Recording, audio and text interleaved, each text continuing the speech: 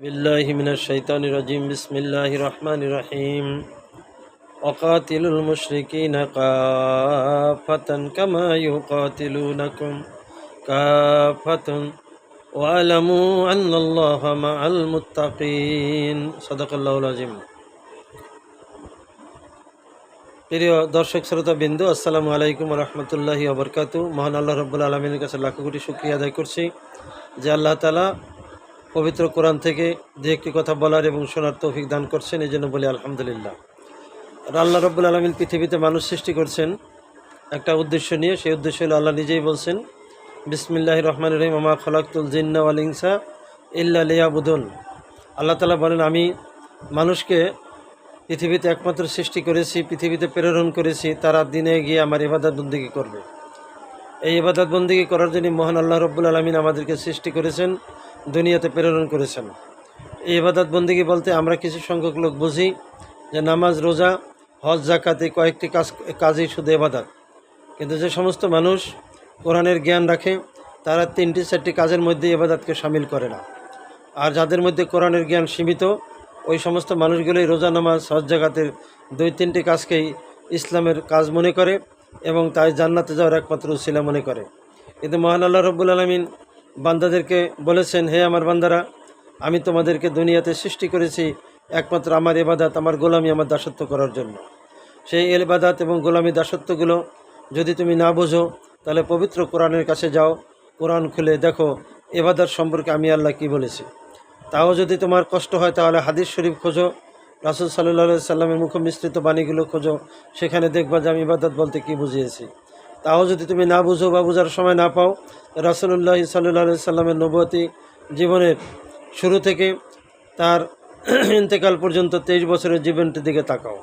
আল্লাহ রাসূল সাল্লাল্লাহু আলাইহি সাল্লাম 23 বছরে যা কিছু করেছেন সেই কাজগুলোই হচ্ছে তোমাদের জন্য ইবাদত। আল্লাহ রাসূল সাল্লাল্লাহু আলাইহি সাল্লাম যে কাজগুলো তোমাদেরকে নিষেধ করেছেন সেই কাজ থেকে বিরত থাকার নামই হচ্ছে ইবাদত। আল্লাহ রাসূলের গোটা 23 বছরের জীবনটি হচ্ছে আপনার আমার ইবাদত। আল্লাহ রাসূলের সাথে তার গোটা জীবনের 23 বছরের জীবনটার সাথে তাল মিলিয়ে 23 বছরের জীবনটাকে অনুসরণ করে মানুষ যদি তার জীবনটা অতিবাহিত করতে পারে তাহলে সেই মানুষটি হবে কামিয়াব, সেই মানুষটি হবে জান্নাতবাসী, সেই মানুষটি হবে ইবাদতপূর্ণ একটি ব্যক্তি। অতএব বন্ধুরা, এই ইবাদত বন্দেগীর মধ্যে সবচেয়ে বড় ইবাদত হচ্ছে যে আল্লাহ রাব্বুল আলামিন এই দুনিয়া সৃষ্টি করেছেন, যে আল্লাহ রাব্বুল আলামিন এই মানুষ সৃষ্টি করেছেন, যে আল্লাহ রাব্বুল আলামিন 18,000 মাখলুকাত সৃষ্টি করলেন। এই দুনিয়ার মধ্যে এই সৃষ্টিকর্তা মহান আল্লাহ রাব্বুল আলামিনের আইন কানুন দিয়ে 18,000 মাখলুক চলে, কিন্তু একটি মাখলুক হচ্ছে শ্রেষ্ঠ মাখলুক, তারা হচ্ছে মানুষ। এই মানুষগুলো শ্রেষ্ঠ হওয়ার পরেও তারা মহান আল্লাহ রাব্বুল আলামিনের আইন কানুন মানতে চায় না, যার জন্য আল্লাহর দিন আল্লাহর জমিনে কায়েম হবে, আল্লাহর হুকুম মতো দুনিয়া এবং রাষ্ট্র চলবে। আল্লাহ এটি চেয়েছিলেন। আর ইবাদতের মধ্যে ইবাদতটি হচ্ছে সবচেয়ে মজবুত ইবাদত, সবচেয়ে কামিয়াবি ইবাদত, সবচেয়ে শক্তিশালী ইবাদত। দিন কায়েম করা প্রত্যেক মুসলমানের জন্য ফরজ। মহান আল্লাহ রাব্বুল আলামিন পবিত্র কোরআনে হাকিমের মধ্যে প্রায় 100-র উপরে দিন কায়েমের ব্যাপারে আল্লাহ রাব্বুল আলামিন বলেছেন। মহান আল্লাহ রাব্বুল আলামিন, আমি যে কোরআনের আয়াতটি আপনাদের সামনে পড়েছি, সূরা তওবার 26 নম্বরের আয়াতের মধ্যে আর কি 36 নম্বর আয়াতের মধ্যে আল্লাহ রাব্বুল আলামিন বলছেন, ওয়াকাতিলুল মুশরিকিনা, তোমরা মুশরিকদের সাথে যুদ্ধ করো, তোমরা মুশরিকদের সাথে যুদ্ধ ঘোষণা করো, কাফাতান কামা ইউকাতিলুনাকুম কাফাতান ওয়ালামু আন্নাল্লাহা মাআল মুত্তাকিন। আর ওই মুশরিকদের সাথে সর্বাত্মকভাবে যুদ্ধ করো যেমন তারা তোমাদের সাথে যুদ্ধ করে, সর্বাত্মকভাবে। আর জেনে রেখো আল্লাহ অবশ্যই মুত্তাকিদের সঙ্গে আছেন। আমার প্রিয় ভাই ও বন্ধুরা, আল্লাহর দিন আল্লাহর জমিন কায়েমে করার ব্যাপারে মুশরিক কিসিমের লোকগুলো সর্বপ্রথম বাধা সৃষ্টি করে, যেটা মুহাম্মদুর রাসূলুল্লাহ সাল্লাল্লাহু আলাইহি সাল্লাম যখন মক্কায় আল্লাহর কোরআনের নাজিল হওয়ার পরে মানুষের কাছে কোরআনের দাওয়াত দিয়ে, কোরআন দিয়ে সমাজ রাষ্ট্র গঠন করতে চেয়েছিলেন, তখন ওই সমাজের মুশরিক যারা ছিল, আবু জাহেল, উতবা সাহেবেরা রাসূল সাল্লাল্লাহু আলাইহি সাল্লামের এই দিনের কাজে, দাওয়াতি কাজে তারা বাধা প্রয়োগ করেছিল। শুধু বাধা প্রয়োগই করেনি, এমন একটি সময় এলো যে মুহাম্মদ রাসূলুল্লাহ সাল্লাল্লাহু আলাইহি সাল্লাম ওই সমাজের ভিতরে সবচেয়ে বড় শত্রু, সন্ত্রাস হিসাবে আখ্যা দিয়েছিল ওই সন্ত্রাসী মুশরিক বাহিনীরা। আবু জাহেল, উতবা সাহেবারা এতই আল্লাহ রাসূলের বিরুদ্ধে খেপে গেল যে আল্লাহর দিন আল্লাহর জমিনে যদি কায়েম হয়ে যায়, লা ইলাহা ইল্লাল্লাহু মুহাম্মাদুর রাসূলুল্লাহ যদি সমাজ রাষ্ট্র চলে, তাহলে আমি আবু জাহেলের কোনো গুরুত্ব থাকবে না, আমি উতবার কোনো গুরুত্ব থাকবে না, আমি সাহেবার কোনো গুরুত্ব থাকবে না। অতএব যে কোনোভাবেই হোক এই কালেমাকে ঠেকিয়ে দাও, এই কোরআনকে ঠেকিয়ে দাও। কোনো কর্মেই কোরআন দিয়ে সমাজ রাষ্ট্র গঠন করতে দেওয়া হবে না। ঠিক একইভাবে আল্লাহ রাসূল সাল্লাল্লাহু আলাইহি সাল্লাম গোটা 23 বছরের জীবনে মক্কা মদিনার মধ্যে ইসলাম কায়েম করেছিলেন, ইসলামী হুকুমত কায়েম করেছিলেন। ঠিক সেই রাসূল সাল্লাল্লাহু আলাইহি সাল্লাম ইন্তেকালের পরে কিয়ামত পর্যন্ত যত মুমিন মুসলমান থাকবে, প্রত্যেক মুমিন মুসলমানের উপর ফরজ হয়ে রয়েছে, সবচেয়ে বড় ফরজ হলো আল্লাহর দিন আল্লাহর জমিনে কায়েমের জন্য চেষ্টা করা। আল্লাহ পাক এখানে স্পষ্ট করে বলেছেন, হে দুনিয়ার মানুষ, অকাতিলুহুমুল মুশরিকিনা, তোমরা ওই সমস্ত মুশরিকদের সাথে তোমরা যুদ্ধ ঘোষণা করো যেই মুশরিকরা তোমাদের দিন কায়েমের ব্যাপারে বাধা হয়ে দাঁড়ায়, দিন কায়েমের ব্যাপারে যারা প্রতিবন্ধক হয়ে দাঁড়ায় তাদের ব্যাপারে তোমরা যুদ্ধ ঘোষণা করো, যেমনইভাবে তোমাদের সাথে তারা যুদ্ধ ঘোষণা করে। অতএব মুশরিকদেরকে ভয় পেও না, মুশরিকদের ব্যাপারে তোমরা এগিয়ে যাও। এই মুশরিকরা মহান আল্লাহর সাথে শিরক করে। এই মুশরিকদের গায়ে অনেক সময় মুশরিকদের গায়ে জুব্বা থাকতে পারে, পাগড়ি থাকতে পারে, তারা কিছু কিছু আল্লাহর ইবাদত বন্দেগীর ব্যাপারে তারা স্বীকৃতি দিতে পারে, কিন্তু আল্লাহর দিন আল্লাহর জমিনে কায়েমের ব্যাপারে সবচেয়ে বেশি তারা বিরোধিতা করবে এবং সবচেয়ে বেশি তারা প্রতিবন্ধক হয়ে দাঁড়াবে। যেমনই আপনারা জানেন যে রাসূল সাল্লাল্লাহু আলাইহি সাল্লাম যখন কোরআনের দাওয়াত মক্কায় দিয়েছিলেন, তখন আবু জাহেল কাবা ঘরের কিন্তু সেবা যত্ন করত। আবু জাহেল হাজিদেরকে পানি পান করাতো। আবু জাহেল সমাজের মধ্যে কিছু ভালো ভালো কাজও করত। কিতাবের মধ্যে এসেছে আবু জাহেলের গায়ে কিন্তু জুব্বা থাকতো। কিতাবের মধ্যে এসেছে আবু জাহেলের মাথায় কিন্তু পাগড়ি ছিল, তার মুখে দাড়ি ছিল। এগুলি থাকার পরেও আল্লাহর দিন আল্লাহর জমিনে কায়েমের ব্যাপারে সে সবচেয়ে চরম বিরোধী ছিল, রাসূলের শত্রু ছিল। যার জন্য ওই আবু জাহেল মার্কা লোক পৃথিবীতে কিয়ামত পর্যন্ত থাকবে। এই আবু জাহেল মার্কা লোক কিভাবে চিনবেন? আবু জাহেল মার্কা লোকগুলো আল্লাহর কোরআনের আইন সমাজে কায়েম হবে এটা তারা চাইবে না। হতে পারে তারা নামাজি, হতে পারে তারা কিছু রোজাদার, হতে পারে তারা হজ পালনকারী, কিন্তু ভিতরে জাহিলিয়াতি থাকার কারণে, ভিতরে শিরকি থাকার কারণে, ভিতরে মুশরিকি থাকার কারণে মহান আল্লাহর দিন আল্লাহর জমিনে কায়েম হবে এটা তারা চাইবে না। যার জন্য আল্লাহ পাক স্পষ্ট করে বলছেন, তোমরা তাদের সাথে যুদ্ধ ঘোষণা করো, তোমরা তাদের সাথে জিহাদ ঘোষণা করো, যেমনইভাবে তোমাদের বিরুদ্ধে তারা জিহাদ ঘোষণা করে। অতএব আমার বন্ধুরা, আসুন, 16-17টি বছর কোরআনের কথা বলা যায়নি। সকল আলেম ওলামাদের, হক্কানি লোকদের, আল্লাহ লোকদের, সৎ লোকদের মুখগুলোকে তারা বন্ধ করে রেখেছিল। এখন দিন কায়েমের সময় এসেছে।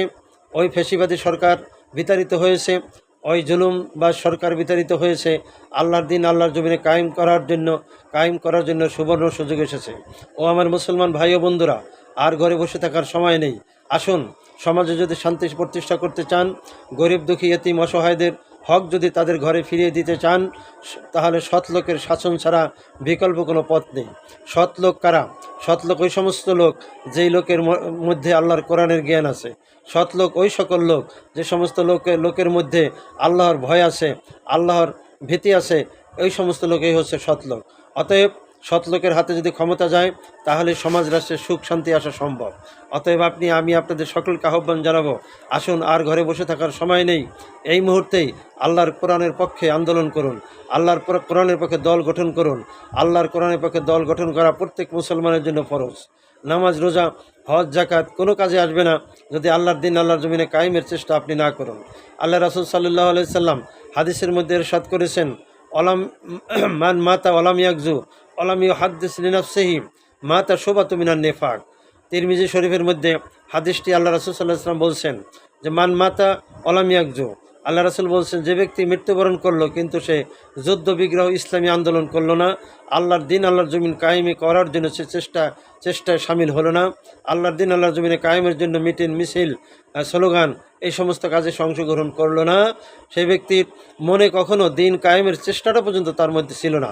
তার মনে কখনো এই কথা আসেই নাই যে দিন কায়েম করতে হবে, এই জন্য যুদ্ধ বিগ্রহের প্রয়োজন আছে। এই কথাটুকু চিন্তাও যে ব্যক্তি করলো না, আল্লাহ রাসূল বলছেন, মাতা শোবাতু মিনান নিফাক, তার মৃত্যু হবে মুনাফিক অবস্থায়।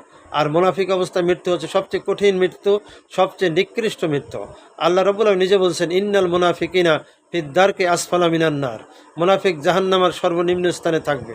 অর্থাৎ কাফির মুশরিক যেখানে থাকবে তার থেকে কঠিন আযাবপ্রাপ্ত হবে মুনাফিকগণ। যেই মুনাফিকগণ মুখে মুখে আল্লাহকে বলে, মুখে মুখে কোরআনের কথা বলে, মুখে মুখে সৎ কথা বলে, কিন্তু ভিতরে ভিতরে কোরআন বিরোধী কার্যক্রম করে, কোরআন বিরোধী লোকের সাথে আন্দোলন করে, মিটিং করে, মিছিল করে, কোরআন বিরোধী লোকের সাথে তারা দলবল করে। এই সমস্ত লোক হচ্ছে মুনাফিক লোক।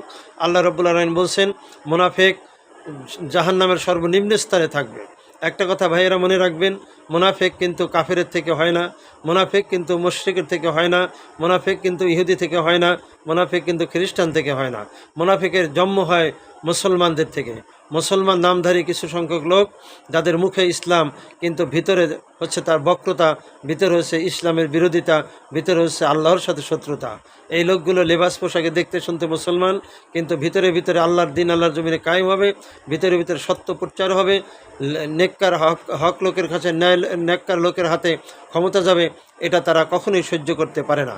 এই সমস্ত লোকগুলোকে আল্লাহ রাসূল সাল্লাল্লাহু আলাইহি সাল্লাম মুনাফিক বলে আখ্যা দিয়েছেন, আল্লাহ মুনাফিক বলে আখ্যা দিয়েছেন। অতএব সবচেয়ে ভয়াবহ একটি জায়গা হচ্ছে মুনাফিকি জায়গা। এই মুনাফিকি থেকে আমাদেরকে দূরে থাকতে হবে। আমাদের দেশে যে সমস্ত লোক নামাজ পড়ে, রোজা রাখে, হজ করে, যাকাত দেয়, মুসলমানের পরিচয় দেয়, এই হাদিস থেকে আপনি যদি মাপ দেন তাহলে দেখবেন যে শতকরা 60% নামাজি বা মুসলমান নামধারীরা মুনাফিকের কাতারে চলে যাবে। কারণ হলো মুনাফিকরা দেখতে শুনতে মুসলমান, কিন্তু ভিতরে আল্লাহর দিন আল্লাহর জমিন কায়েম হবে এ ব্যাপারে তারা খুব উল্টা, তারা খুব বিরোধিতা। আলেম ওলামাদের গালিগালাজ করতে তারা একটু কণ্ঠবোধ করে না।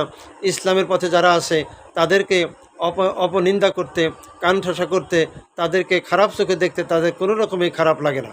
অতএব মুখোমুখি বলে যে আমরা মুসলমান। তাই আমার ভাই ও বন্ধুরা, আসুন আর অবহেলা না করে, আর অলসতা না করে আল্লাহর কোরআনের দলে সামিল হয়ে যাই। আল্লাহ তাআলা বলছেন, ওয়ালতাকুম মিনকুম উম্মাতুন ইয়াদউনা ইলাল খায়র।